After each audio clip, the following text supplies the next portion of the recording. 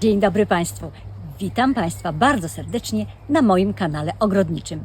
Dzisiaj będziemy podziwiali różaneczniki i azalie we wszelkich formach, kształtach, barwach i wielkościach. Zapraszam Państwa bardzo serdecznie na dzisiejszy odcinek.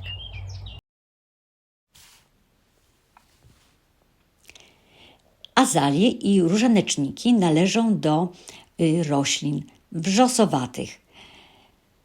Azalie w odróżnieniu od różaneczników właściwych gubią liście na zimę. Ich liczne odmiany są, jak Państwo doskonale wiedzą, bardzo dekoracyjne.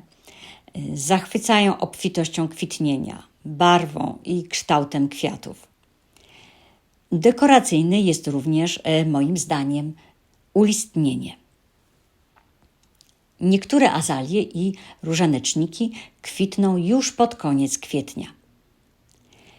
Rośliny te mają płytki system korzeniowy, który przynajmniej w teorii nie powinien wysychać.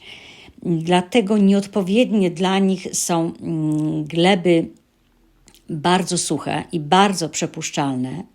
Różaneczniki nie tolerują też obecności wapnia w glebie, natomiast bardzo lubią gleby oczywiście żyzne i wilgotne. Powinniśmy je sadzić na stanowiskach półcienistych lub wręcz cienistych, ponieważ te rośliny lubią tak zwane światło rozproszone. Źle się czują w miejscach suchych, zwłaszcza pod silnie nagrzewającymi się ścianami od strony południowej. Ja przyznam, że w ogrodzie mam tylko jedną roślinę z tej grupy. Przed laty biały różanecznik został posadzony przez mojego tatę i tym białym różanecznikiem zaczęłam film.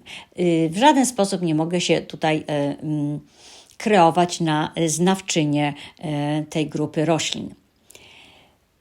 W Polsce piękne rododendrony możemy podziwiać naprawdę w wielu ogrodach prywatnych. Zachęcam Państwa do odwiedzenia ogrodu Brzoskwinia pod Krakowem. Jest tam duża kolekcja bardzo zróżnicowanych pod względem pokroju i barw azalii i różaneczników. Imponująca kolekcja jest w Arboretum w Wojsławicach. Warto również przy okazji podróży po Dolnym Śląsku zaglądnąć w maju i obejrzeć różaneczniki i azalie rosnące przy zamku w Książu i przy zamku w Mosznej. Dziękuję Państwu bardzo za obejrzenie odcinka. Zapraszam ponownie.